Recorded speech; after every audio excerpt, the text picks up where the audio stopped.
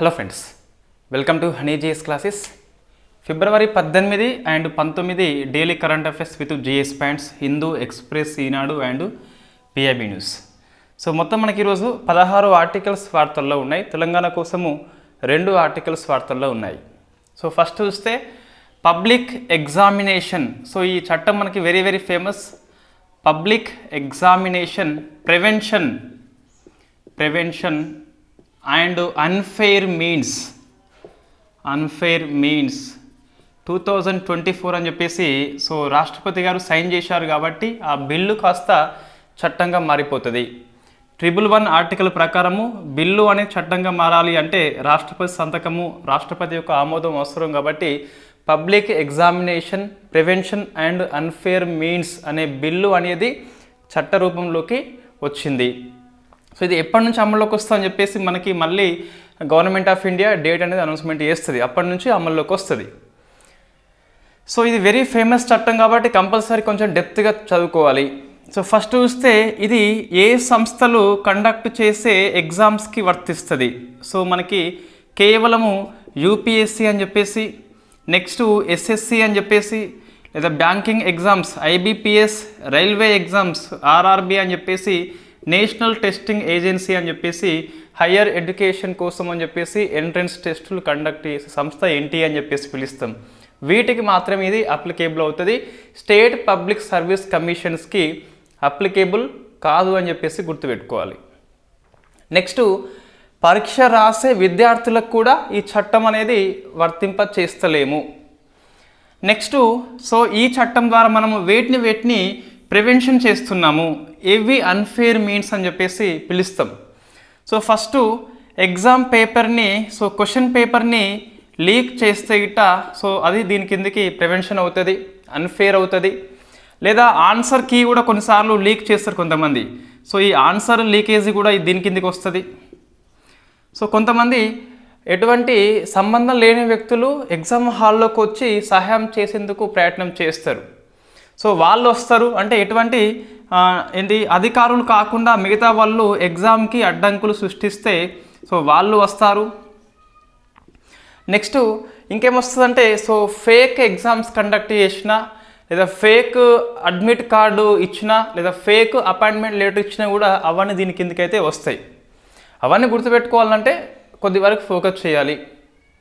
Next so మన నేరం చేస్తే శిక్ష ఏంటి అంటే 3 ఏళ్ళ నుంచి సో 10 ఏళ్ళ వరకు జైలు శిక్ష పడుతుంది, డిపెండ్ ఆన్ ది అఫెన్స్. నీ నేరం బట్టి సో ఇది వర్తింపజేస్తాం. సో ఫైన్ ఎంత అంటే మనకు 10 లక్షల నుంచి 1 కోటి వరకు కూడా ఫైన్ పడవచ్చు. నెక్స్ట్ ఒకవేళ సర్వీస్ ప్రొవైడర్ కనుక నేరం చేస్తే సో మళ్ళీ తిరిగి ఎగ్జామ్ కండక్ట్ చేయకుండా 4 ఇయర్స్ పాటు బ్యాన్ విధిస్తారట. ఎగ్జామ్ కండక్ట్ కోసము ఏమైనా ఖర్చు అయితే గిట్ట ఖర్చు మొత్తం వసూలు చేస్తారట. ఎవరు సర్వీస్ ప్రొవైడర్ కనుక ఇన్ఫ్యాక్ట్ నేరం చేస్తే గిట్ట 4 ఇయర్స్ పాటు ఎగ్జామ్స్ కండక్ట్ చేయకుండా నిషేధం ఉంటుంది. ఎగ్జామ్కైనా ఖర్చు మొత్తం వసూలు చేస్తారట. సో సర్వీస్ ప్రొవైడర్ మీన్స్ ఎవరు అంటే ఆ ఎగ్జామ్స్ కండక్ట్ కోసము ఈ కంప్యూటర్ సర్వీస్ని అందించే సంస్థలు అని చెప్పేసి, ఇతర సేవలు ఎవరైతే సంస్థలు ఇస్తాయో వాటిని మనం సర్వీస్ అని చెప్పేసి పిలుస్తాం. సో 4 ఇయర్స్ అని చెప్పేసి ఆ ఫిగర్ గుర్తుపెట్టుకోవాలి. నెక్స్ట్ ఎగ్జామ్కి అయ్యే ఖర్చు మొత్తం కూడా వసూలు చేస్తామని చెప్పేసి ఈ చట్టము పేర్కొంటుంది. సో మరి నేరాలు అనేవి ఏ రకము అని చెప్పేసి కొద్ది వరకు మనకి బేసిక్స్ అవసరము. అంటే ఇవన్నీ చేస్తే ఇవి ఏ రకమైన నేరాలు అని చెప్పేసి చూస్తే ఇవి అన్నీ కూడా మనకు సో కాగ్నిజేబుల్ అని చెప్పేసి పిలుస్తాం, లేదా నాన్ బెయిలబుల్ అని చెప్పేసి పిలుస్తాం, లేదా నాన్ కంపౌండేబుల్ అని చెప్పేసి పిలుస్తాం. అంటే ఈ చట్టం కింద మనము నేరం చేస్తే గిట్ట ఆ నేరం యొక్క రకము, ఆ అఫెన్స్ యొక్క రకం ఏంటి అని చెప్పేసి మనకు ప్రశ్న వస్తుంది. సో మనకి క్రిమినాలజీ ప్రకారం చూస్తే ఇటీవల టీఎస్పీఎస్సీ ఎక్కువ ఫోకస్ చేస్తుంది. అందులో వెరీ ఫేమస్ అఫెన్స్ టైప్స్ అని చెప్పేసి ఉంటుంది. ఇటువంటి మనకు రెగ్యులర్ పాలిటీ పుస్తకము కవర్ చేయదు, లక్ష్మీకాంత్ పుస్తకం కూడా మనకు కవర్ చేయదు. సో ఇటువంటి మనకి టీఎస్పీఎస్సీ ఫోకస్ చేస్తుంది. వీటిని క్రిమినాలజీ అని చెప్పేసి పిలుస్తాం. ఈ క్రిమినల్ సిస్టమ్ లోపల మనకి పోలీస్ కస్టడీ, జ్యుడిషియల్ కస్టడీ మనకి ఇటీవల ప్రీవియస్ క్వశ్చన్ వచ్చింది. అఫెన్స్ టైప్స్ అని చెప్పేసి క్వశ్చన్ వస్తే రావచ్చు. సో ఫస్ట్ ఉంటుంది మనకు సో కాగ్నిజేబుల్ అని చెప్పేసి ఉంటుంది. సో కాగ్నిజేబుల్ లేదా నాన్ కాగ్నిజేబుల్ అని చెప్పేసి పిలుస్తాం. సెకండ్ది బెయిలబుల్ లేదా నాన్ బెయిలబుల్ అని చెప్పేసి పిలుస్తాం. సో ఇది మనకు నాన్ బెయిలబుల్ కేసు అండి. దీని కింద మనకు నాన్ బెయిలబుల్ అని చెప్పేసి పిలుస్తాం. మూడోది కంపౌండబుల్ లేదా నాన్ కంపౌండబుల్. సో ఈ నేరం చేస్తే మనకి నాన్ కంపౌండబుల్ అని చెప్పేసి పిలుస్తాం. ఇటువంటిది టీఎస్పీఎస్ ఎక్కువ ఫోకస్ చేస్తుంది. వీటిని అఫెన్స్ టైప్స్ అని చెప్పేసి పిలుస్తాం. సో మనం ఫస్ట్ చూస్తే కాగ్నిజేబుల్ లేదా నాన్ కాగ్నిజేబుల్ డిఫరెన్స్ ఏంది అంటే, ఒక సీరియస్ క్రైమ్ ఉంటే దాన్ని కాగ్నిజేబుల్ అని చెప్పేసి పిలుస్తాం. గుర్తించదగిన నేరం అని చెప్పేసి తెలుగులో పిలుస్తాం. అంటే మర్డర్ కానీ, రేపు కానీ, సెడిషన్ కానీ అవన్నీ దీని కిందికి వస్తాయి. సో ఇటువంటి దాన్ని కంపల్సరీ ఎటువంటి అరెస్ట్ వారెంట్ జారీ చేయకుండా వాళ్ళని అరెస్ట్ చేయవచ్చు. కోర్టు ద్వారా మనకు వారెంట్ ఉందా అని చెప్పేసి పిలుస్తాం. వారెంట్ లేకుండా అరెస్ట్ చేయవచ్చు ఇటువంటి నేరాలకి. సో ఇది మనకు పబ్లిక్ ఎగ్జామ్ యాక్ట్ ఉంది కదా, ఇటువంటి నేరం అని చెప్పేసి పిలుస్తాం. రెండవది కంపల్సరీ పోలీసులు ఎఫ్ఐఆర్ దాఖలు చేయాల్సిందే. నెక్స్ట్ బెయిలబుల్ నాన్ బెయిలబుల్ అంటే కొన్ని చిన్న చిన్న క్రైమ్స్కి బెయిల్ ఈజీగా వస్తుంది. బెయిల్ మన హక్కు అని చెప్పేసి పిలుస్తాం. కొన్ని క్రైమ్స్కి ఎవైతే కాగ్నిజేబుల్ అవుతాయో వాటికి నాన్ బెయిలబుల్ అని చెప్పేసి చెప్పొచ్చు. వాటికి బెయిల్ రాదు, బట్ బెయిల్ అనేది కోర్టు యొక్క విచక్షణ అధికారం. ఇది కోర్టు బెయిల్ ఇస్తే ఇవ్వచ్చు, ఇవ్వకుండా ఉండొచ్చు. దాన్నే నాన్ బెయిలబుల్ అఫెన్స్ అని చెప్పేసి పిలుస్తాం. పబ్లిక్ ఎగ్జామ్స్ యాక్ట్ కింద నేరం చేస్తే అది నాన్ బెయిలబుల్ అని చెప్పేసి పిలుస్తాం. బెయిల్ రాదని కాదు, కానీ బెయిల్ మన హక్కు కాదు, కోర్టు యొక్క విచక్షణ అధికారం మీద డిపెండ్ అయి ఉంటుంది. నెక్స్ట్ నాన్ కంపౌండబుల్ అంటే, సో ఒక విక్టిమ్స్ను ఈ అక్యూజ్డ్ ఎవరైతే ఉన్నారో వీళ్ళ మధ్య కాంప్రమైజ్ చేసే అవకాశం ఉన్నట్లయితే దాన్ని కంపౌండబుల్ అని చెప్పేసి పిలుస్తాం. సో కాంప్రమైజ్ చేసే అవకాశం లేకుంటే దాన్ని నాన్ కౌంటబుల్ అని చెప్పేసి పిలుస్తాం. పబ్లిక్ ఎగ్జామ్ యాక్ట్ కింద అఫెన్స్ అనేది మొత్తం 3 టైప్స్ ఉన్నది. ఒకటి కాగ్నిజేబుల్, అది non bailable offence, non compoundable అని చెప్పేసి పిలుస్తాం. అంటే ఇక్కడ రాజుకి ఎటువంటి అవకాశం లేదు, కంపల్సరీ నేరం అనేది పడాల్సిందే, శిక్ష అనేది చేయాలని చెప్పేసి ఇన్ఫ్యాక్ట్ మనకి చట్టం పేర్కొంటుంది. సో మనకి ఇదేంటి అఫెన్స్ టైప్ అని చెప్పేసి 3 రకాలు ఉంటాయని చెప్పేసి ఆ బేసిక్స్ మనం నేర్చుకోవాలి.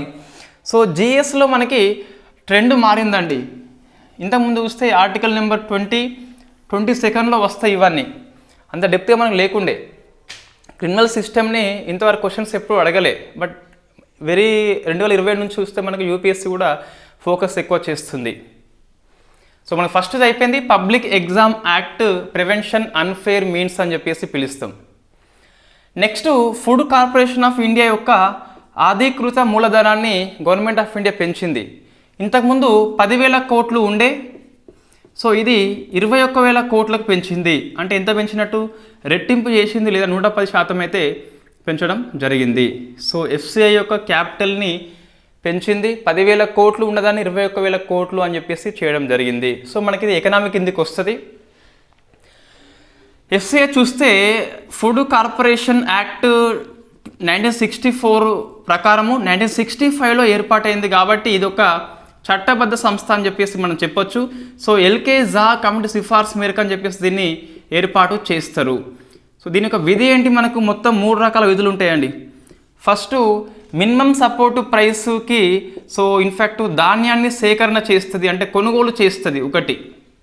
దీన్ని బఫర్ స్టాక్ అని చెప్పేసి, సో ఆ స్టాక్ని మెయింటైన్ చేస్తుంది. మూడవది పబ్లిక్ డిస్ట్రిబ్యూషన్ సిస్టమ్ కింద, సో మన రేషన్ షాప్లకి సరఫరా చేస్తుంది. సో 3 రకాల విధులు చేస్తుంది ఫుడ్ కార్పొరేషన్ ఆఫ్ ఇండియా అని చెప్పేసి. సో ఇది 64 యాక్ట్ ద్వారా ఏర్పడిందని చెప్పేసి 65లో అని చెప్పేసి గుర్తుపెట్టుకోవాలి. హెడ్ క్వార్టర్ వచ్చేసి ఢిల్లీలో మనకు ఉన్నది. సో ఎఫ్సి అని చెప్పేసి ఏ కమిటీ, ఎల్కే జా కమిటీ అని చెప్పేసి పిలుస్తాం. సో ఇది ఎందుకోసం వచ్చింది అంటే 1960sలో మనం ఆహార కొరత కలిగి ఉన్నాం కాబట్టి ఇది ఏర్పాటు చేయడము జరిగింది. సో మూడవది మనకి వెరీ ఫేమస్ ఒక స్పేస్ శాటిలైట్ వార్తల్లో ఉంది, పేరు సో లిగ్నోశాట్ ప్రోబ్ అని చెప్పేసి ఉంది. So LignoSat probe so very famous. Japan యొక్క యూనివర్సిటీ క్యోటో అని చెప్పేసి ఉంది, టోక్యో కాదు. సో క్యోటో యూనివర్సిటీ వాళ్ళు దీన్ని డెవలప్మెంట్ చేసిండ్రు. సో ప్రపంచంలోనే ఫస్ట్ దీని చెక్కతోని తయారు చేసిన ఉపగ్రహం అని చెప్పేసి పిలుస్తాం. సో చెక్క ఉపగ్రహం అండి ఇది. So so very first time మనం ఒక వుడ్తోని ఒక ఉపగ్రహాన్ని తయారు చేసినాం, అదే లిగ్నోశాట్ ప్రోబ్ అని చెప్పేసి పిలుస్తాం. జపాన్ యొక్క సంస్థ క్యోటో అని చెప్పేసి తయారు చేయడం జరిగింది. అయితే ఏ చెక్క అని చెప్పేసి చూస్తే మనకి లిగ్నో కదా, సో మాగ్నోలిన్ అని చెప్పేసి ఉన్నది. మాగ్నోలిన్ ఇది వుడ్ పేరు, చెక్క పేరు, ఇదేమో ఉపగ్రహం పేరు అని చెప్పేసి గుర్తుపెట్టుకోవాలి. దీన్ని ఇంకా ప్రయోగం చేయలేదు. నాసా సో జక్సా, జపాన్ యొక్క సంస్థ జక్సా, అమెరికా సంస్థ నాసా ఉమ్మడిగా ప్రయోగం చేస్తాయట అని చెప్పేసి మనకి ఈరోజు నమస్తే తెలంగాణ ఆర్టికల్ అనేది పేర్కొన్నది. సో లిగ్నోశాట్ ప్రోబ్ అనేది ప్రపంచంలో మొట్టమొదటి చెక్కతో తయారు చేసిన ఉపగ్రహం అని చెప్పేసి గుర్తుపెట్టుకోవాలి.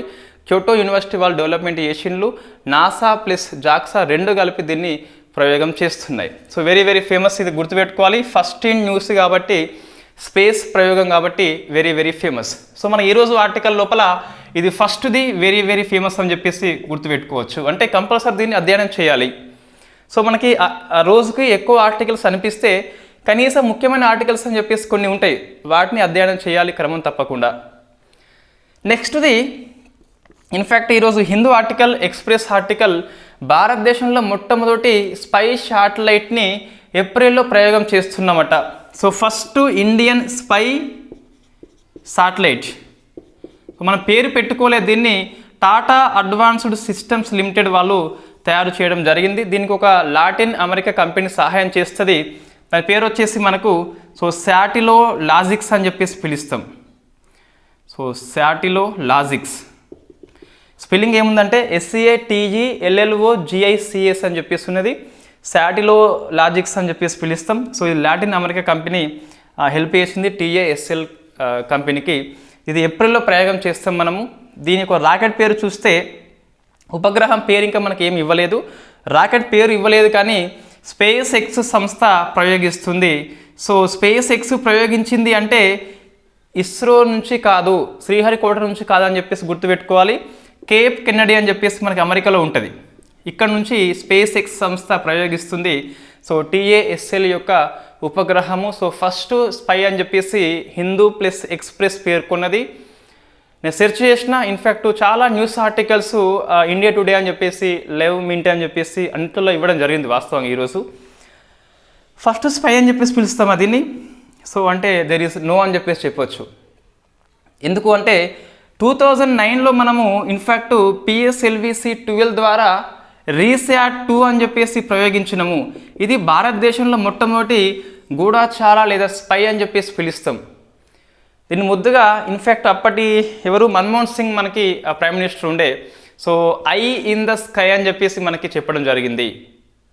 2008 ముంబై దాడుల అనంతరము భారతదేశానికి గూఢాచార ఉపగ్రహం అవసరం అని చెప్పేసి రీశాట్-2ని ఇస్రో రూపొందించింది, రక్షణ సేవల కోసము, వాతావరణ సేవల కోసం అని చెప్పేసి.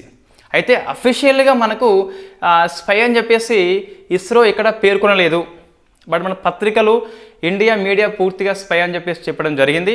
సో మన మన్మోహన్ సింగ్ గారు కూడా ఒక ప్రసంగం లోపల ఐ ఇన్ ద స్కై అని చెప్పేసి చెప్పడం జరిగింది. అయితే ఇస్రో ఏమంటుందంటే రీశాట్-2 అనేది గూఢాచారం కోసం మాత్రమే కాదు, గూఢాచారం చేస్తుంది, వాతావరణం కోసం పనిచేస్తుంది అని చెప్పేసి ఇస్రో మనకి అంతకుముందు వివరణ ఇవ్వడం జరిగింది. కాబట్టి I think officially first spy అంటే మనకు TASL యొక్క ఉపగ్రహం వస్తుంది కావచ్చు, కానీ ఇప్పటి వరకు అయితే భారతదేశంలో ఫస్ట్ గూఢాచారం కండక్ట్ చేస్తున్న ఉపగ్రహం ఏంటి అంటే రీశాట్-2 అని చెప్పేసి పిలుస్తాం. పదవి కాలాన్ని పూర్తి చేసుకున్నది. ఇటీవల మనం ఇస్రో రీఎంట్రీ ఇంటూ ఎర్త్ అని చెప్పేసి వెనక్కి తీసుకురావడం జరిగింది రీశాట్-2ని. మొన్న కార్టోశాట్-2 అని చెప్పేసి భూ వాతావరణంలోకి రీఎంట్రీ చేసింది.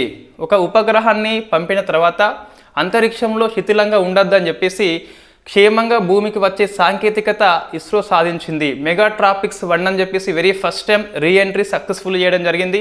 కార్టోశాట్-2 అని చెప్పేసి నిన్నగాక మొన్న మనం డిస్కస్ చేయడం జరిగింది. అట్లనే రీశాట్-2 అని చెప్పేసి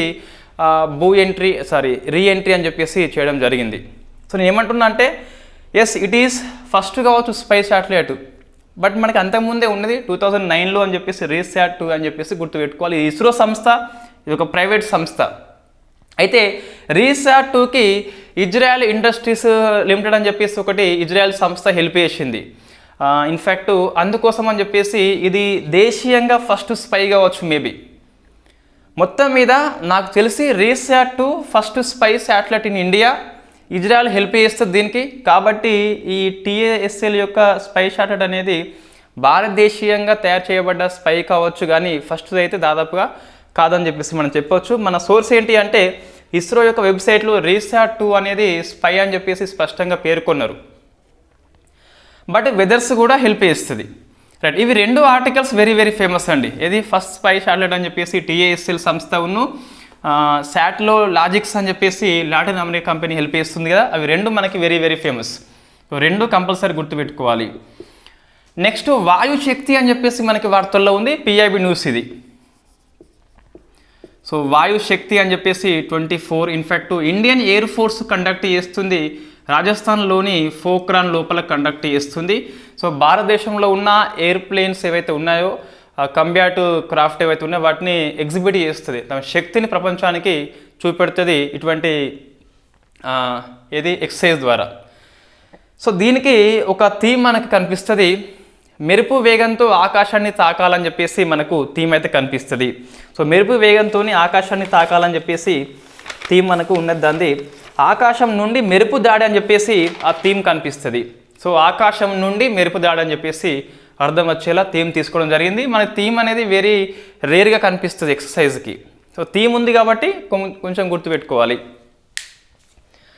నెక్స్ట్ కొలంబియా అని చెప్పేసి మనకి ఒక దేశము ఇండియాతో ఒప్పందం చేసుకోవడం జరిగింది. డిజిటల్ పబ్లిక్ ఇన్ఫ్రాస్ట్రక్చర్ అంటే ఈ ఆధార్ కానీ లేకుంటే డిజి లాకర్ కానీ UPI లాంటి సేవల కోసం అని చెప్పేసి ఇండియా స్టాక్ అని చెప్పేసి పిలుస్తాం వీటిని. సో ఇండియా స్టాక్ అనేది ఒప్పందం చేసుకోవడం జరిగింది between the Colombia and India అని చెప్పేసి. నెక్స్ట్ వాటర్ బ్రేక్ అని చెప్పేసి వార్తల్లో ఉంది. ఇది కేరళ ప్రభుత్వము పాఠశాల లోపల ఇంప్లిమెంట్ చేస్తుంది. సో వాటర్ బిల్ అంటే బడి పిల్లలకి వాటర్ని గుర్తు చేసేలా రోజుకి 2 టైమ్స్ కొడతారు, ఇంటర్వెల్ కాకుండా 10:30 AM-కి 2:30 PM-కి. ఆ మాటకు వస్తే భారతదేశంలో వాటర్ బిల్ని వెరీ ఫస్ట్ టైం 2019లో కేరళనే ప్రవేశపెట్టింది. తర్వాత ఇంప్లిమెంట్ చేయలేకపోయింది కొన్ని కారణాల వల్ల, మళ్ళీ ఇప్పుడు ఇంప్లిమెంట్ చేస్తుంది. ఒక మంచి కారణం అండి, చిన్నపిల్లలు వాటర్ తాగరు కాబట్టి వాటర్ని గుర్తు చేసే బిల్లు అని చెప్పేసి చెప్పవచ్చు. ఇన్ఫ్యాక్ట్ ఈ బిల్లు చాలామంది విమర్శిస్తారు, అందుకే కేరళ ప్రభుత్వం ఆపేసింది. ఎందుకోసం అంటే ఆల్రెడీ ఇంటర్వ్యూలు ఉండదు మనకు. సో మళ్ళీ ఇంటర్వ్యూలు అప్పుడు ఇది ఎందుకంటే సో వాళ్ళ ఇంటర్వ్యూలో పిల్లలు వాటర్ తాగరు, ఆడుకుంటారు జనరల్గా. సో కాబట్టి వాటర్ బిల్ అంటే ఓన్లీ ఫర్ వాటరే కాబట్టి బయటకు వెళ్లకుండా ఆ పాఠశాలలో స్కూల్లోనే రూముల్లో ఉండి వాటర్ తాగే బిల్ అని చెప్పేసి వాటర్ బ్రేక్ అని చెప్పేసి కేరళ ప్రభుత్వము దీన్ని మళ్ళీ ఒకసారి ఇంప్లిమెంట్ చేస్తుంది. నెక్స్ట్ ఇది very famous 58th Jnanpith awards అనేది ఇవ్వడం జరిగింది. సో ఎన్నవ జ్ఞానపీఠ్ అని చెప్పేసి క్వశ్చన్ వస్తుంది, 58 అని చెప్పేసి పిలుస్తాం. రైట్, ఇద్దరు పేర్లు గుర్తుపెట్టుకోవాలి, కొద్దిగా మనకి బేసిక్ అవసరం అండి. జ్ఞానపీఠ అవార్డు అని చెప్పేసి బేసిక్ అవసరము. సో ఇన్ఫ్యాక్ట్ చూస్తే 23rd అవార్డు ఇది, 58ది. ఫస్ట్ ఎన్ని భాషలకు ఇస్తారు అంటే ఇన్ఫ్యాక్ట్ రాజ్యాంగం గుర్తించిన 8th షెడ్యూల్లో ఉన్న 22 భాషలకు ఇస్తారు, దాంతోపాటు ఇంగ్లీష్ కూడా ఇస్తారు. సో మొత్తం మీద చూస్తే 23 భాషలు అని చెప్పేసి గుర్తుపెట్టుకోవాలి, ఒక పాయింట్. సెకండ్ ఇది, సో భాషలు అయిపోయింది కదా, ఎవరికి ఇస్తారంటే భారతీయ పౌరులకి మాత్రమే ఇస్తారు, ఓన్లీ ఇండియన్ సిటిజన్స్. అది కూడా బ్రతికున్న వాళ్ళకి ఇస్తారు, మరణం అనంతరం అవార్డ్స్ లాంటివి మనకు కనిపించవు ఇక్కడ. సో బ్రతికి ఉండాలి, అది కంపల్సరీ రూల్.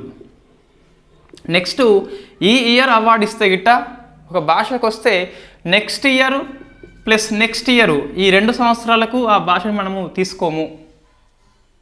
ఏమంటున్నంటే సో మనకు ఈ సంవత్సరం చూస్తే సంస్కృతంలో వచ్చింది అండ్ ఉర్దూలో వచ్చింది, కాబట్టి నెక్స్ట్ 2 ఏళ్ల పాటు సంస్కృతం ఉర్దూని తీసుకోవడం అనేది ఉండదని చెప్పేసి చెప్తాం.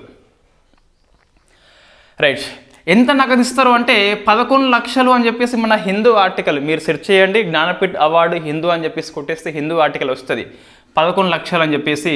ఇంకోటి వాగ్దేవి దేవత యొక్క విగ్రహం అయితే ఇస్తారు, విగ్రహాన్నే ఇస్తారు.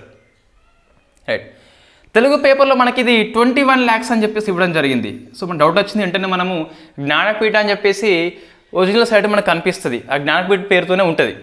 చూస్తే మనకి ఇదంతా సమాచారం దొరికింది వాస్తవంగా. మనం దీన్ని సెర్చ్ చేసేటప్పుడు వాస్తవంగా దీంతో చేయలేదు, దీనికోసం చేస్తే అందులో జ్ఞానపీఠ అని చెప్పేసి ఆ 3 గీతలని ప్రెస్ చేస్తే అబౌట్ అని చెప్పేసి వస్తుంది. దాన్ని నొక్కితే మనకు ఇదంతా వచ్చింది కానీ నగదు బహుమతి అని చెప్పేసి రాలేదు. వాస్తవంగా వాళ్ళు మే మాసంలో మొత్తం మీద 23rd ఇయర్ మే మాసంలో అప్లికేషన్స్ కోరిన్లు.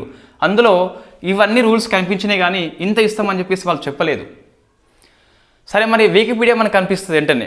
సో ఫస్ట్ మనకి సోర్స్ అనే డౌట్ వచ్చింది అనుకోండి మీకు ఏదైనా. సో మనం బోర్డు మీద వేరే చెప్పినాము, పేపర్లో వేరే వచ్చింది, ఇంకెవరో యూట్యూబర్ లేకుంటే ఇంకెవరో ఆస్పిరెంట్ వేరే చెప్పి ఉండవచ్చు. అప్పుడు ఏం చేయాలి మనం అంటే ఫస్ట్ అఫీషియల్ సైట్కి వెళ్ళిపోవాలి. సో అందరికీ మొబైల్ ఉన్నది కాబట్టి అందరికీ ఇంగ్లీష్ వస్తుంది ఈజీగా. సో జ్ఞానపీఠ అని చెప్పేసి కొట్టేస్తే అయిపోతుంది. అందులో మనకి అబౌట్ అని చెప్పేసి ఉంటుంది, ఎక్కడొక్కడ దొరుకుతుంది. దొరకలేదు. నెంబర్ 2 ఏం చేయాలంటే మనకు సో జ్ఞానపీఠ అని చెప్పేసి కొట్టేసి వికీపీడియా అని చెప్పేసి కొట్టేస్తే వస్తుంది. ఇది తప్పు ఉండవని కాదు కానీ 99.99% దాదాపుగా వికీపీడియా లోపల కరెక్టే ఉంటుంది. మనకు అఫీషియల్ సైట్ నుంచి వాళ్ళు సమాచారం సేకరణ చేస్తారు కాబట్టి ఆల్మోస్ట్ సేమ్ ఉంటాయి. ఇందులో చూస్తే మనకు 11 లక్షలు ఉన్నది, బ్రాకెట్లో 2023లో చూస్తే 17 లక్షలుగా మార్చుకోవాలని చెప్పేసి మనకు అనిపిస్తుంది. మరి ఏది తీసుకోవాలి అంటే సో 11 లక్షలు అని చెప్పేసి తీసుకోండి. 21 lakhs అని చెప్పేసి తెలంగాణ పేపర్లో వచ్చింది. ఇన్ఫ్యాక్ట్ తెలుగు పేపర్లో దాదాపు అన్నిటిలో వచ్చిందండి.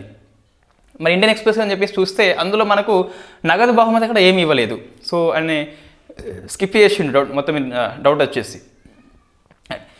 ఇంగ్లీష్ మ్యాక్సిమం మిగతా పేపర్స్ ఇన్ఫ్యాక్ట్ మనకు జ్ఞానపీఠ లైవ్ మింట్ అని చెప్పేసి అట్లా కొడితే 11 లక్షలే మనకు అనిపిస్తుంది కాబట్టి 11 లక్షలు తీసుకోవచ్చు ఇప్పటికైతే. రైట్, అఫీషియల్ సైట్లో అయితే ఏమి లేదండి. మీరు ఇంకేదైనా చూసుంటే క్లాస్ గిట్ట మేబీ ఇది ఆన్సర్ చేసే ప్రయత్నం చేయండి, నేను కూడా క్లారిఫై చేసుకుంటా, చూద్దాం ఏముంటుందని చెప్పేసి. నెక్స్ట్ సో మనం అసలు అవార్డు చెప్పలేదు. ఇట్లా రూల్స్ ఉన్నాయి కదా. అవార్డు వచ్చింది ఫస్ట్ చూస్తే ఇన్ఫ్యాక్ట్ గుల్జార్కి వచ్చింది. సో అసలు పేరేంటి మనకు సంపూరణ్ సింగ్ అని చెప్పేసి పిలుస్తాం. సంపూరణ్ సింగ్ కల్రా. సెకండ్ వచ్చేసి in fact very famous Giridhar Mishra. So మొత్తం మీద రవీంద్రచర్య అని చెప్పేసి ఉంటుంది. ఆచార్య మొత్తం మీద ఏమో ఆచార్య అని చెప్పేసి వస్తుంది. రామభద్రాచార్య అని చెప్పేసి ఉన్నది. సో ఇది బిరుదు రామభద్రాచార్య. సో అసలు పేరేంటే మనకి గిరిధర్ మిశ్రా అని చెప్పేసి గుర్తుపెట్టుకోవాలి. ప్రశ్న ఆన్సర్లో మనకి ఇదే వచ్చేందుకు ఎక్కువ అవకాశం ఉంటుంది.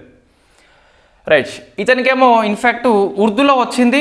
ఉర్దూలో 5వ వ్యక్తి కాబట్టి ఫస్ట్ 4 మెంబర్స్ అవసరం లేదు. మన మిశ్రా చూస్తే సంస్కృతంలో 2వ వ్యక్తి అండి. సో సాంస్క్రిట్లో 2 కాబట్టి ఫస్ట్ ఎవరని చెప్పేసి కొంచెం లుక్ వేయాలి. వై బికాస్ టీఎస్పీఎస్సీ ఇతన్ని క్వశ్చన్ ఇవ్వకుండా ఇది ఒక్కటే క్వశ్చన్ ఇస్తే గిట్ట మనకి ఇన్ఫ్యాక్ట్ ఫస్ట్ ఎవరని చెప్పేసి ఇస్తారు. సత్యవ్రత శాస్త్రి అని చెప్పేసి 2009లో మొత్తం మీద ఏమో వచ్చింది. సో సాంస్క్రిట్లో ఫస్ట్ ఎవరంటే సత్యవ్రత శాస్త్రి అని చెప్పేసి గుర్తుపెట్టుకోవాలి. సత్యవంతుడే అని చెప్పేసి ఈజీగా మనం గుర్తుపెట్టుకోవచ్చు. పెద్ద ఇబ్బంది అయితే మన పేరు కనిపిస్తలేదు. కనీసం మనం మర్చిపోయినా కూడా 4 ఆప్షన్లో మనకి ఈజీగా దాన్ని ఆన్సర్ గుర్తించవచ్చే విధంగా ఆ పేరు కనిపిస్తుంది కాబట్టి ఇబ్బంది మనకైతే ఏం లేదు. రైట్, కొంచెం వీళ్ళ బయోగ్రఫీ అనేది అవసరము. మన గుల్జార్ చూస్తే ఇన్ఫ్యాక్ట్ గుల్జార్ కంటే మనకు సంపూర్ సింగ్ అని చెప్పేసి గుర్తుపెట్టుకోవాలి. సంపూరణ్ సింగ్ అని చెప్పేసి, ఎందుకంటే మనకి ఎగ్జామ్ హాల్లో అఫీషియల్ నేమే ఇస్తారు. సంపూరణ్ సింగ్ అని చెప్పేసి పిలుస్తాం. సంపూరణ్ సింగ్ అని చెప్పేసి పాకిస్తాన్లో పుట్టిండు కాబట్టి ఢిల్లీకి వలస వచ్చిండని చెప్పేసి విభజన టైంలో గుర్తుపెట్టుకోవాలి. 2013లో ఇన్ఫ్యాక్ట్ సినీ రంగంలో ది బెస్ట్ అవార్డు అని చెప్పేసి దాదాసాహెబ్ ఫాల్కే అవార్డు వచ్చింది. Very very famous Padma Bhushan award గ్రహీత. సో ఈ స్లమ్ డాగ్ సినిమా లోపల ఉన్న జయహో రాసింది ఆస్కర్ అవార్డు వచ్చింది కదా. సో రాసింది మన గుల్జార్ సంపూర్ణ సింగ్ రాయడం జరిగింది. నెక్స్ట్ ఇంకా సాహిత్య అకాడమీ అవార్డు అని చెప్పేసి గ్రామీ అవార్డ్స్ అని చెప్పేసి వచ్చినాయి. ఆ ఇయర్స్ అని మనకి పెద్ద అవసరం లేదు. 2013 మాత్రం దాదాసాహెబ్ ఫాల్కే అవార్డు గుర్తుపెట్టుకోవాలి. గిరిధర్ మిశ్రా పద్మ విభూషణ్ అవార్డు వచ్చింది. వెరీ వెరీ ఫేమస్ అవార్డు అని చెప్పేసి చెప్పొచ్చు. ఇతని యొక్క ఊరు మనకి యూపీలో ఉన్నదండి. సో యూపీ అని చెప్పేసి ఆ ప్లేస్ గుర్తుపెట్టుకోవాలి. ఇవి 2 అవార్డ్స్ మనకి very very famous. In fact Jnanpith award అనేది సాహిత్య రంగంలోనే భారతదేశంలో ది బెస్ట్ అవార్డు కాబట్టి ఎవ్రీ ఇయర్ ఇస్తున్నారు కాబట్టి మనకు కంపల్సరీ గుర్తుపెట్టుకోవాలి. కొన్ని రూల్స్ మనకు కనిపిస్తున్నాయి, ఆ రూల్స్ కంపల్సరీ గుర్తుపెట్టుకోవాలి. ఈ నగదు బహుమతి పెద్దగా ఏమీ నెంబర్ మనకు అంత అవసరం లేదు. బట్ 11 లక్షలు అని చెప్పేసి ఇప్పుడు చదువుకోండి. ఇంకేమన్నా మార్పులు ఉంటే కంపల్సరీ నోట్స్లో అప్డేట్ చేస్తాను. రైట్, నెక్స్ట్ ఇంకో అవార్డు ఉన్నది ఏకే రామానుజన్ అవార్డు అనేది చిన్నయ్య జంగంకి వచ్చిందండి. సో అతను మన జాషువా యొక్క గబ్లెన్ నవల ఉంది కదా, ఆ గబ్లెన్ నవలని ఇంగ్లీష్లోకి అనువాదం చేసిండు కాబట్టి అవార్డు రావడం జరిగింది. పెద్దగా అవసరం లేని అవార్డు, చిన్నయ్య జంగం అని చెప్పేసి ఏకే రామానుజన్ అవార్డు రావడం జరిగింది. గబ్బిలం నవలని ఇంగ్లీష్లోకి అనువాదం చేసిండు. ఇది మనకు జ్యోతి పేపర్లో రావడం జరిగింది. నెక్స్ట్ ఒక ఫేమస్ సమ్మిట్ మనం మొన్న సగం చెప్పినాం. సో అది ఇప్పుడు పూర్తిగా చెప్తే అయిపోతుంది. కన్వెన్షన్ ఆన్ మైగ్రేటరీ స్పీసెస్, వలస జాతుల మీద సమ్మిట్ కాబట్టి సో ఇది COP14 అని చెప్పేసి పిలుస్తాం. కాన్ఫరెన్స్ ఆఫ్ పార్టీస్, ఒక ఒప్పందాన్ని చేసుకొని ఫ్రీక్వెంట్లీగా మీటింగ్ పెట్టుకుంటే దాన్ని కాన్ఫరెన్స్ ఆఫ్ పార్టీస్ అని చెప్పేసి పిలుస్తాం. సో ఈ కన్వెన్షన్ ఆన్ మైగ్రేటరీ స్పీసీస్ అని చెప్పేసి ఇన్ఫ్యాక్ట్ దీన్ని 1979లో జర్మనీలో ఉన్న బాన్ సమావేశంలో వెరీ ఫస్ట్ టైం దీన్ని ఒప్పందం చేసుకున్నాం. కాబట్టి వలస జాతుల యొక్క జంతువుల మీద అన్ని దేశాలు రక్షణ చేయాలని చెప్పేసి ఒప్పందం ఇది.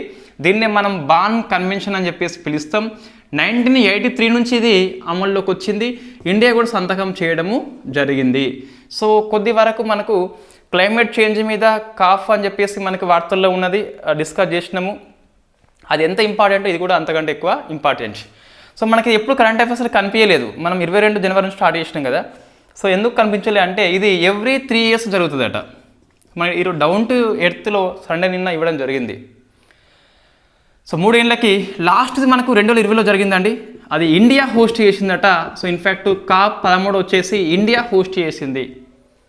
సో మళ్ళీ 24లో జరిగింది మనకు ఎవ్రీ 3 ఇయర్స్. బట్ మనకి ఇన్ఫ్యాక్ట్ గ్యాప్ అనేది 4 ఇయర్స్ వస్తుంది. కానీ 24లో ఇప్పుడు జరిగింది COP14. బట్ ఎవ్రీ 3 ఇయర్స్కి అని చెప్పేసి మనకు ఆర్టికల్ మెన్షన్ చేస్తుంది. సో 2020లో ఇండియాలో COP13 అని చెప్పి జరిగింది. ఇన్ఫ్యాక్ట్ ఇది ఏది మైగ్రేటరీ అంటే వలస జంతువుల మీద ఇది రక్షణ కోసం అని చెప్పేసి ఒప్పందం మనం చేసుకున్నాం. ఇండియా సంతకం కూడా చేయడం జరిగింది. So very very famous summit. దీని థీమ్ ఏంటి అంటే సమ్మిట్ యొక్క థీమ్ అని చెప్పేసి నేచర్ నోస్ నో బార్డర్ అని చెప్పేసి తీసుకోవడం జరిగింది. సో నేచర్ నోస్ అంటే ప్రకృతికి తెలుసట నో బార్డర్, సరిహద్దులు లేవని చెప్పేసి ఇది ఒక థీమ్ అని చెప్పేసి పిలుస్తాం ఆ సమ్మిట్కి. Right, nature knows no border. So ఎటువంటి సరిహద్దులు లేవని చెప్పేసి ప్రకృతి తెలుసట. కాబట్టి వాళ్ళు వలస అయితే వస్తారు అని చెప్పేసి ఆ థీమ్ మనకు చెప్తుంది. సో సరిహద్దులు లేవు కాబట్టి వలస వస్తున్నారు. సో సమ్మిట్ పేరు మనకి వలస జాతి కాబట్టి థీమ్ కూడా మనకి అలే కనిపిస్తుంది. Next 16th Munich security conference అని చెప్పేసి మనకు జర్మనీ హోస్ట్ చేస్తుంది. ఎవ్రీ ఇయర్ జర్మనీ హోస్ట్ చేస్తుంది. 16th మ్యూనిచ్ ఒక నగరం పేరు ఇది వాస్తవంగా, సెక్యూరిటీ కాన్ఫరెన్స్. సో ఇన్ఫ్యాక్ట్ ఇది ఎవ్రీ ఇయర్ మనకు జరుగుతుంది. ప్రపంచ భద్రత మీద వీళ్ళందరూ మీటింగ్ పెట్టుకుంటారు ఎవ్రీ ఇయర్. మన ఇండియా నుంచి జయశంకర్ గారు వెళ్ళి హాజరు కావడం జరిగింది. సో అక్కడ మన ప్రసంగం చూస్తే ప్రపంచ శాంతి కోసం అని చెప్పేసి రష్యా ఉక్రెయిన్ యుద్ధం జరుగుతుంది. మనకు ఇజ్రాయెల్ పాలస్తీనా ఉంది కదా. సో మన జయశంకర్ యొక్క ప్రసంగం చూస్తే గిట్ట ఇజ్రాయెల్ పాలస్తీనా విషయంలో ఇండియా స్టాండ్ అని చెప్పేసి ప్రసంగిస్తాడు. ఇండియా స్టాండ్ ఏంటి అంటే 2 స్టేట్ థియరీ అని చెప్పేసి పిలుస్తాం. ఇజ్రాయెల్ని ఏర్పాటు చేయాలి, పాలస్తీనా ఏర్పాటు చేయాలని చెప్పేసి మన జయశంకర్ గారి ప్రసంగము. అంటే సో గాజా స్ట్రిప్ ప్రాంతము, ఆ వెస్ట్ బ్యాంక్ ప్రాంతము పాలస్తీనాకి ఇచ్చేయాలని చెప్పేసి చెప్పడం జరిగింది. నెక్స్ట్ అవదివ్కా అని చెప్పేసి ఒక నగరం మనకి వార్తల్లో ఉన్నది. సో అవదివ్కా ఇది ప్లేసెస్ ఇన్ న్యూస్ కిందకి వస్తుంది. రష్యా ఉక్రెయిన్ వార్ నేపథ్యంలో 2023 మే తర్వాత అంటే బక్మత్ ఆక్రమణ అని చెప్పేసి ఉంటుంది. బక్ముత్ ఆక్రమణ, ఇది ఉక్రెయిన్లో పట్టణం రష్యా ఆక్రమిస్తుంది. లాస్ట్ ఇయర్ సమ్మర్లో మే తర్వాత ఉక్రెయిన్ పట్టణాన్ని వెరీ ఫస్ట్ టైం రష్యా స్వాధీనం చేసుకుంది. అదే అవదివ్కా అని చెప్పేసి పిలుస్తాం. ఇది మనకు ఈనాడు పేపర్, నిన్న సండే పేపర్లో వచ్చింది. సో మరి నిజంగా క్వశ్చన్ వస్తుంది అంటే జియో పాలిటిక్స్ ఏవైతే ఉన్నాయో రష్యా ఉక్రెయిన్ ఇజ్రాయెల్ పాలస్తీనా మనకు నిత్యం వార్తల్లో ఉంటుంది. ఇట్లా ఉన్నప్పుడు కొన్ని ప్రాంతాలని వారు ఆక్రమణ చేస్తారు, కొన్ని ప్రాంతాలు నిత్యం వార్తల్లో ఉంటాయి, వాటిలో ఉన్న ప్రాంతాలు కొన్ని. సో అవి మనకు క్వశ్చన్ వస్తున్నాయండి కంపల్సరీ. మ్యాచింగ్ పర్పసే వస్తుంది ఎక్కువ. ఇటువైపు దేశాల పేర్లు, అటువైపు నగరాల పేర్లు ఇస్తున్నాడు. సో మ్యాచ్ చేయమంటున్నాడు కాబట్టి మనం గుర్తుపెట్టు కంపల్సరీ. సో ఉక్రెయిన్లో నగరం పేరు అవదివ్కా అని చెప్పేసి ఉన్నది. దీని స్పెషల్ ఏంటి అంటే బక్ముత్ ఆక్రమణ తర్వాత రష్యా స్వాధీనం చేసుకున్న నగరంగా దీని రికార్డు సృష్టించింది. సో నెక్స్ట్ ఆసియా బ్యాడ్మింటన్ ఇది famous. CMS famous. Right. Next Asia badminton ఛాంపియన్షిప్ని వెరీ ఫస్ట్ టైం ఉమెన్ జట్టు గెలుచుకుంది కాబట్టి మనం దీన్ని డిస్కస్ చేస్తున్నాం. స్వర్ణం వచ్చింది. సో ఉమెన్స్ టీమ్కి అని చెప్పేసి గుర్తుపెట్టుకోవాలి. నాట్ ఇండివిజువల్ బేస్లో, టీమ్ బేస్లో అని చెప్పేసి గుర్తుపెట్టుకోవాలి. నెక్స్ట్ లుకాస్ అని చెప్పేసి ఒక వ్యక్తి వార్తల్లో ఉన్నాడు. సో ఇన్ఫ్యాక్ట్ ఇతను బ్రెయిన్ క్యాన్సర్ని జయించిండట, వెరీ ఫస్ట్ వ్యక్తి అని చెప్పేసి మనకు ఆర్టికల్ చెప్తుంది. అంతగా అవసరం లేదు అది. నెక్స్ట్ విద్యాసాగర్ మహారాజా అని చెప్పేసి చనిపోయిండు సల్లేఖనం వ్రతాన్ని ఆచరించి. సో మనకు జైన మతంలో కనిపిస్తుంది, ఎటువంటి అన్న పానీయాలు లేకుండా స్వచ్ఛమైన ఉపవాసం చేస్తే దాన్ని సల్లేఖనం అని చెప్పేసి పిలుస్తాం. చనిపోయేంత వరకు ఉపవాసం ఉంటాం మనం. అది సో విద్యాసాగర్ అని చెప్పేసి ఆచరణ చేయడం జరిగింది. మన పిఎం మోడీ సానుభూతి చెప్పింది కాబట్టి మనం డిస్కస్ చేస్తున్నాం. బట్ ఇది ఎగ్జామ్ దాదాపుగా రాకపోవచ్చు. రైట్. ఇంకా మనం ఫాస్టింగ్ చేస్తాము, బజ్జీలు ఫాస్టింగ్ ప్లస్ బనానాస్ అని చెప్పేసి ఫాస్టింగ్, ఉప్మా అని చెప్పేసి ఫాస్టింగ్. రైట్. నెక్స్ట్ చూస్తే బ్యూరో ఎనర్జీ ఎఫిషియన్సీ అనే సంస్థ ఒక రిపోర్ట్ ఇచ్చింది. So very very famous report electric vehicles మీద. ఆ రిపోర్ట్ మనం కంపల్సరీ గుర్తుపెట్టుకోవాలి. ఎలక్ట్రిక్ వెహికల్స్ని గవర్నమెంట్ ఎక్కువ ఫోకస్ చేస్తుంది కాబట్టి, గవర్నమెంట్ సంస్థ కాబట్టి గుర్తుపెట్టుకోవాలి. బ్యూరో ఎనర్జీ ఎఫిషియన్సీ అనే సంస్థ ఎలక్ట్రిక్ వెహికల్స్ మీద నివేదిక అనేది ఇవ్వడం జరిగింది. ఫస్ట్ చూస్తే ఎలక్ట్రిక్ వెహికల్స్ విషయంలో ఎక్కువ ఉన్న రాష్ట్రం ఏంటి అంటే సో యూపీ, రెండవది మనకు మహారాష్ట్ర అని చెప్పేసి ఉన్నది, మూడవది కర్ణాటక. కనీసం ఫస్ట్ 3 రాష్ట్రాలు గుర్తుపెట్టుకోవాలి.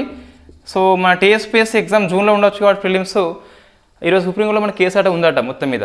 అవి విత్డ్రా చేసుకుంటే మేబీ మనకి వితిన్ 3-4 డేస్లో అది వాళ్ళు గ్రూప్ 1 ఇస్తారు. సో డేట్స్ అనౌన్స్మెంట్ చేస్తారు.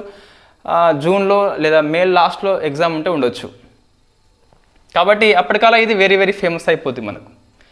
సో టీఎస్పీఎస్సీ వాళ్ళు మే తర్వాత ఎగ్జామ్స్ ఏది ఉన్నప్పటికీ మనని నమ్మగలిగితే ఇట 23rd ఇయర్లో ఉన్న కరెంట్ అఫైర్స్కి ఇయర్ రౌండ్ అప్ సరిపోతుందండి, పెద్దగా వేరే అవసరం లేదు. సో ఈ జనవరి నుంచి గట్టిగా అధ్యయనం చేస్తే మనం గ్రూప్ 1 ప్రిలిమ్స్ ఈజీగా గెటన్ కావచ్చు. కరెంట్ అఫైర్స్ వరకు అయితే ఏమంటున్నా, ఓన్లీ టీఎస్పీఎస్సీ వాళ్ళు 23rd ఇయర్లో ఇయర్ రౌండ్ అప్ సరిపోతుంది, ప్రతి ఆర్టికల్ అవసరం లేదు. ఎందుకు మనకంటే 6 months అనేది చాలా ఎక్కువ కరెంట్ అఫైర్స్కి.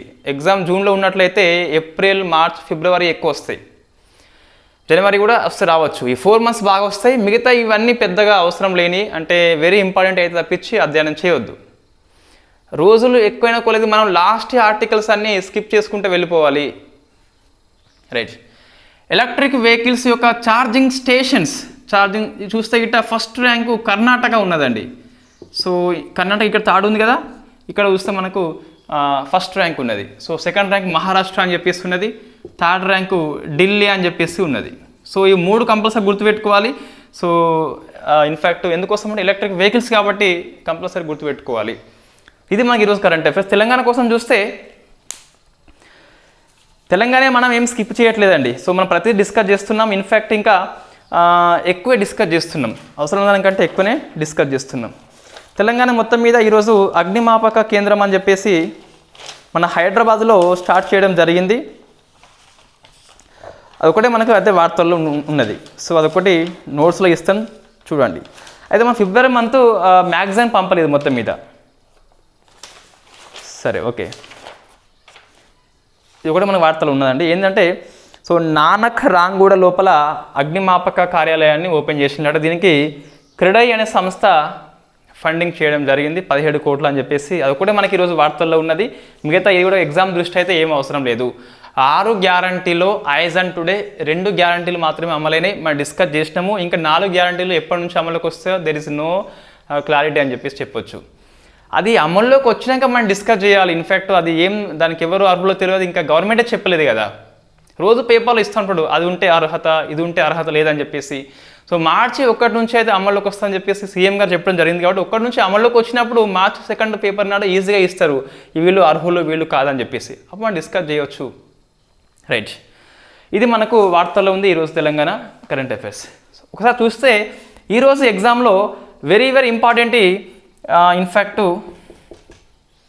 సో ఫస్ట్ చూస్తే లిగ్నోసాట్ ప్రోబ్ అని చెప్పేసి చెక్కతో చేసిన ఫస్ట్ ఉపగ్రహము జపాన్లో ఉన్న క్యోటో యూనివర్సిటీ చేయడం జరిగింది. రైట్. దీన్ని పంపలేదు, నాసా ప్లస్ జాక్సా రెండు కలిపి ప్రయోగిస్తాయి.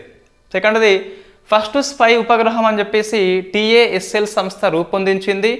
ఇన్ఫ్యాక్ట్ శాటిలో లాజిక్స్ అని చెప్పేసి లాటిన్ అమెరికా కంపెనీ హెల్ప్ చేస్తుంది. ఏప్రిల్లో దీన్ని స్పేస్ ఎక్స్ యొక్క రాకెట్ సహాయంతో మనం ప్రయోగం చేస్తాం. వాయుశక్తి అని చెప్పేసి ఇండియన్ ఎయిర్ ఫోర్స్ యొక్క విన్యాసం ఇది. థీమ్ ఏంటి మనకు మెరుపుదాడు అని చెప్పేసి పిలుస్తాం ఆకాశం మీదకి. నెక్స్ట్ జ్ఞానపీఠ్ అవార్డు అని చెప్పేసి ఇద్దరు పేర్లు మనం గుర్తుపెట్టుకోవాలి compulsory. So Giridhar Mishra and Sampoorn Singh అని చెప్పేసి, సో వాళ్ళు ఏ భాష, సంస్కృతం ఒకరు, ఉర్దూ భాష అని చెప్పేసి ఒకరు. సంస్కృతంలో గిరిధర్ మిశ్రా రెండో వ్యక్తి అని చెప్పేసి పిలుస్తాం. ఫస్ట్ వ్యక్తి సత్యవ్రత శాస్త్రి అని చెప్పేసి మనకు కనిపిస్తుండు. నెక్స్ట్ CMS సమ్మిట్ అనేది COP14 మనకు ఉజ్బెకిస్తాన్లో జరిగింది, సమర్కండ్ హోస్ట్ చేస్తుంది. థీమ్ ఏంటి అంటే నేచర్ నోస్ నో బార్డర్ అని చెప్పేసి ఆ థీమ్ చెప్తుంది మనకు. COP13 వచ్చేసి 2020 ప్రాంతంలో ఇండియా హోస్ట్ చేయడం జరిగింది. నెక్స్ట్ అవధిప్కా అని చెప్పేసి ఉక్రెయిన్ పట్టణాన్ని రష్యా ఆక్రమణ చేసింది.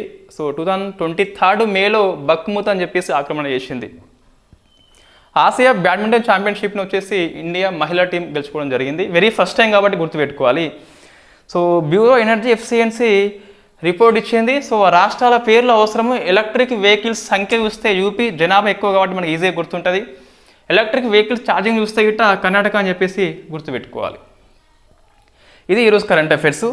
మనకు ఇన్ఫ్యాక్ట్ ఇయర్ రౌండప్ లోపల నిన్న క్లాసులో మనము ఇన్ఫ్యాక్ట్ ఆపేద్దామని చెప్పినాం కదా. సో ఇన్ఫ్యాక్ట్ చాలామంది 10 మంది కనీసం అయితే రెగ్యులర్ ఆస్పిరెంట్స్ వాళ్ళు మనం నమ్మిన వాళ్ళు కాబట్టి, సో ఇన్ఫ్యాక్ట్ వాళ్ళని మోసం చేయొద్దు. గవర్నమెంట్ పాలసీ ఒకటి పెండింగ్ ఉన్నది. ఈరోజు మన పొద్దున ట్రైబ్స్ న్యూస్ అని చెప్పేసి దాంతోపాటు పర్సన్స్ కూడా అయిపోయింది కదా. సో గవర్నమెంట్ పాలసీ అని చెప్పేసి ఒకటే ఉన్నది, సమ్మిట్స్ అని చెప్పేసి ఉంది. కానీ సమ్మిట్ని మనం ఆల్రెడీ సో ఈ IR లోపల డిస్కస్ చేసినాము. సో ఇన్ఫ్యాక్ట్ IRలో రాని మాత్రం మనం సమ్మిట్స్ తీసుకుంటాము. ఇప్పుడు సమ్మిట్స్ అని హెడ్డింగ్ పెట్టి మనము so G7, G20, FIPIC summit, SCO, BRICS అని చెప్పేసి ఏషియన్ సమ్మిట్ మనం ఇక్కడ డిస్కస్ చేయము. IRలో వచ్చేసినాయి ఆల్రెడీ. ఆ ఇంటర్నేషనల్ ఇన్స్టిట్యూషన్స్ ఏవైతే ఉన్నాయో అవే కాకుండా మామూలుగా మిల్లెట్ సమ్మిట్ అని చెప్పేసి కొన్ని ఉంటాయి మనకు. సో ఇండియా ఏవైతే హోస్ట్ చేసిందో అటువంటి కానీ లేదా ఇంపార్టెంట్ సమ్మిట్స్ డిస్కస్ చేస్తాము. ఇవి రెండు చెప్తే మనకు కంప్లీట్గా డేస్ అండ్ థీమ్స్ మాత్రం అవసరం లేదు. అవి చదువుకోవచ్చు, పెద్ద ఇబ్బంది ఏం లేదు. వీటిని నేను గవర్నమెంట్ పాలసీ అని చెప్పేసి మినిస్ట్రీ వారీగా ఇంతకుముందు క్లాస్ చేసి ఉన్నాం. ఇవన్నీ వాస్తవంగా గ్రూప్ 1 ప్రిలిమ్స్ 2.0 కంటే ముందు ప్రతిదీ క్లాస్ చేసి ఉన్నాం. అన్ని ఎగ్జామ్లో క్వశ్చన్స్ కవర్ చేసుకున్నాం ఆల్రెడీ. మనకి అక్కడ కనిపిస్తుంది. ఎగ్జామ్ బిఫోర్ క్లాసెస్ తీసుకోండి, ఆ ఎగ్జామ్ పేపర్ తీసుకోండి, మనం దాదాపుగా కవర్ చేయడం జరిగింది. సో ఇన్ఫ్యాక్ట్ ఏది ఈ ప్రిలిమ్స్ కంటే ముందు చేసినాం కదా, సేమ్ అదే క్లాస్ లెక్క మళ్ళీ ఇప్పుడు గవర్నమెంట్ పాలసీ అని చెప్పేసి హెడ్డింగ్ పెట్టుకొని మినిస్ట్రీ వారీగా డిస్కస్ చేస్తాం. ఫర్ ఎగ్జాంపుల్ మనకి హోమ్ మినిస్ట్రీ అని చెప్పేసి వైబ్రెంట్ విలేజ్ ప్రోగ్రామ్ అని చెప్పేసి మనకి వార్తల్లో ఉంటుంది. Ministry of home affairs conduct చేస్తుంది. అట్లా స్కీమ్స్ ఏమున్నాయి, పోర్టల్స్ ఏమున్నాయి అని చెప్పేసి. తర్వాత మినిస్ట్రీ కాకుండా కొన్ని రాష్ట్రాల వారీగా స్కీమ్స్ ఉంటాయి. ఈ వాటర్ బ్రేక్ అని చెప్పేసి కేరళ కదా, అట్లా కొన్ని రాష్ట్రాల వారీగా స్కీమ్స్ అదే దాంట్లో వస్తుంది. ఇండియా స్కీమ్స్ అన్నీ కూడా మినిస్ట్రీ వారీగా వస్తుంది. రాష్ట్రాల స్కీమ్స్ అన్నీ కూడా రాష్ట్రాల వారీగా వస్తాయి. ఇది మనకు అయిపోద్దండి. తెలంగాణ కరెంట్ అఫైర్స్ చూస్తే ఇయర్ రౌండప్ అవసరం లేదు. టైం వేస్ట్ ఎటువంటి ఉపయోగం మనకు కనిపించదు. మనకి ఎగ్జామ్ మేలో ఉంటుందని చెప్పేసి మనం భావిస్తే, జూన్లో ఉందని చెప్పేసి భావిస్తే మనకి నవంబర్ నుంచి మే వరకు ఇన్ఫ్యాక్ట్ 6 months అనేది అయిపోతుంది కొత్త ప్రభుత్వం వచ్చి. కాబట్టి కొన్ని ఆర్టికల్స్ అయితే మనకు జమ అవుతాయి ఆలోపు. సో వాటిని అప్పుడు డిస్కస్ చేద్దాం. ఇప్పుడు డిస్కస్ చేసిన పెద్ద ఉపయోగం లేదు. ఈ మే లోపల వచ్చే అంశాల లోపలనే 23rd ఇయర్లో ఇన్ఫ్యాక్ట్ ఏమైనా ఇంపార్టెంట్ ఉంటే కొన్ని అవార్డ్స్ మనకు కనిపిస్తాయి.